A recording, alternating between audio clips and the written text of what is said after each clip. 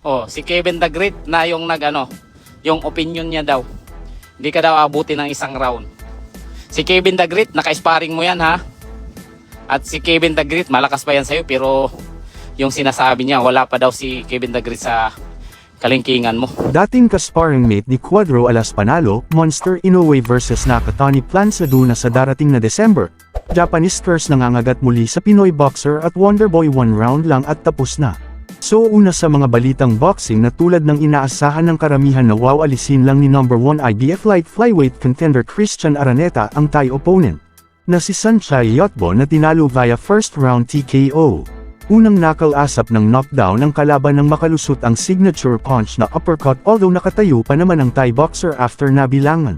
Muli na namang itong napaluhod sa canvas ng masapol sa isang right body shot at sinundan ng isa pang uppercut. Sa pangatlong pagkakataon ay sumakto ang solidong suntok na siyang senyales na itigil na ang laban.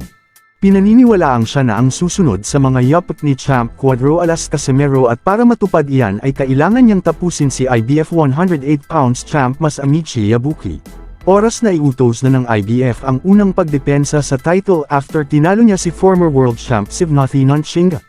Meanwhile ay ibinahagi ng Yahoo News na di umano sinabi ni Hideyuki Ohashi ang malaking plano nilang laban na Inoue versus Nakatani na magaganap sa December of 2025 Tokyo Dome. Inaasahan na dudumogan ang mga Japanese fans at mapupuno nila ang venue na may more than 50k seating capacity. At babasagin ang record sa gate entrance para sa isang boxing event. Sabi ng mga analyst na ang duelo na ito ni Monster Inoue ay maghahati sa mga boxing fans dahil may panalo rin si Nakatani na equipped with sharp jabs. May speed sa ring, accuracy sa mga suntok, stamina na naaabot till sa round 12 at power punches. Sa ibang balita ay muli na namang umepekto ang tinatawag nilang Japanese curse nang matalo ang ating pambato na isang knockout artist na si Aston Palik kanina kontra sa undefeated fast-rising Japanese fighter Katsima Akitsuji sa Florida, USA sa Probox event. Sa unang tatlong rounds ay tila ba one-sided ang takbo ng laban dahil walang maisagot si Palekti sa mga volume punches na pinaulan sa kanya. Mabuti na lang at sa round 4 ay nakapag-adjust na ang ating kababayan at nakipagsabayan sa Hapones at sa tindi ng mga power punches niya ay nagkaroon ng caught ang upper left eye ni Akitsuji. Sa round 5 ay nagkamali si Palekti dahil sa pag-aakalang maging defensive ang Japanese boxer dahil sa caught at kanyang sinubukang tapusin ito. At naging agresibong umatake sa kalaban, subalit siya ang napuruhan ng 3 beses na sumakto sa midsection kaya ito napasandal sa lubod dahil sa sakit at kapaboran. Sa round 6 ay dito na nagtapos ang laban ng makipagpatintero ang depensa ng ating kababayan sa mga malalakas na suntok ng kalaban na kung ibaba ang guard ay ang mukha naman ang tina-target. At kapag mag-high guard ay katawan naman ang babanatan. Until bumigay na ito nang makakonekta ang isang solid right hook at di na makuhang makatayo kaagad si Palekti habang binilangan ng referee. Sa huling balita ay binulgar ni Coach Jason ang di umano sinabi ni Kevin the Great sa kanyang social media account. Sa hindi nakakakilala ni Kevin ay dati itong professional boxer na minsan na ring nakasparring kay Wonderboy. Naprangka daw kay Marty na hanggang round 1 lang ang itatagal ni Carl kung si Casimero ang makakalaban niya. Atin pong pakinggan ang banat ni Casimero. Pag si Cuadro Alas yung nakalaban mo, diba? Oh, si Kevin the Great na yung yung opinion niya daw. Hindi ka daw abuti ng isang round. Si Kevin the Great, naka-sparring mo yan ha. At si Kevin the Great, malakas pa yan sa'yo, pero yung sinasabi niya, wala pa daw si Kevin the Great sa kalingkingan mo. Pero malakas pa yan sa'yo. Yan yung real talk. Pero si Kevin the Great yung yung lang siya. Ay. One man ground na diya ba? Diba? Si Kevin the Great paano lang siya, pakumbaba lang siya sa'yo. Pero sa totoo, si Kevin the Great mas malakas pa yan sa'yo. Real talk yan. Totoo, hindi ako nagsisinungaling. Yung iniinis lang talaga ng mga tao ako, ramdam ko yung mga inis ng tao eh. Ramdam ko yung inis ng tao. Kasi nga, akala nila. Mute muna tayo ha, may sound sa. Wait lang. Ang ganda na ng mga training mo. Diba?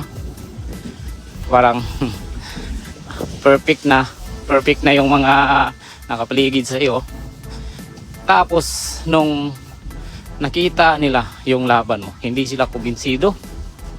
Hindi sila kumbinsido talaga. Yan lang talaga yung inaano ko sa'yo. Tapos, yung laban pa namin, yun pa yung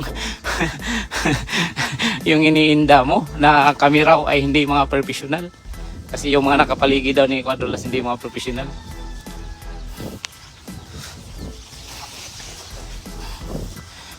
Kaya galingan mo sa laban mo para maniwala yung mga tao na sinasabi mo.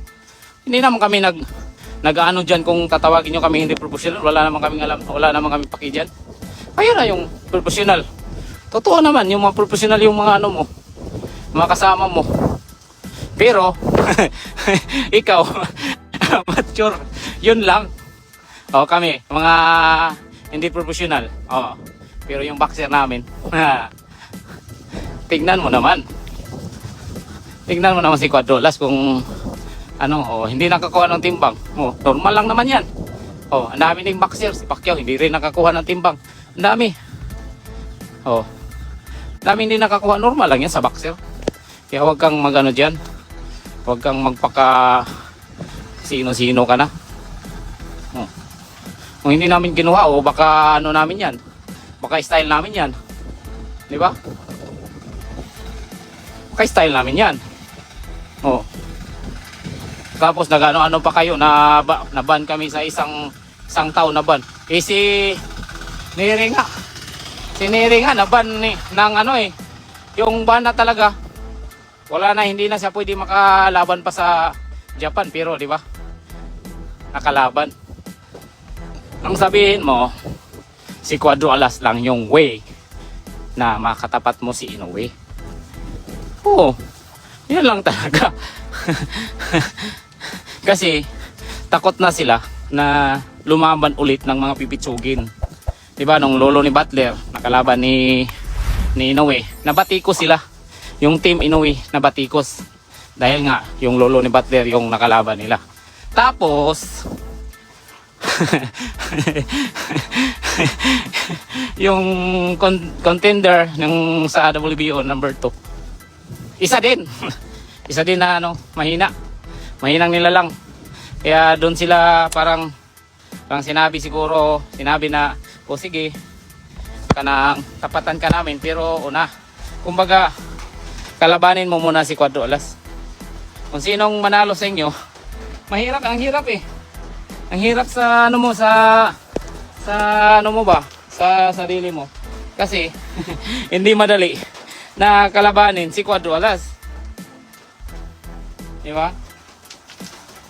Nag-trending pa nga yung call out mo kaysa sa laban mo Diba, ginul out pa kami na Casimero. Parang Mandaka, ikaw na susunod. Patay tayo dyan. Meanwhile, para sa mga edad 18 years old and above na mahilig tumaya online ay you can earn as much as 12k bonus in your first deposit. Pwede kang tumalpak ng 5 pesos at manalo habang nanunood sa inyong mga paboritong sports like boxing, NBA, PBA, MPBL at G-League games. Madali lang ang pag-deposit at withdrawal via Paymaya, GCash Direct, GCash QR at online banking. Please check comment section para sa pagrehistro at gamitin ang promo code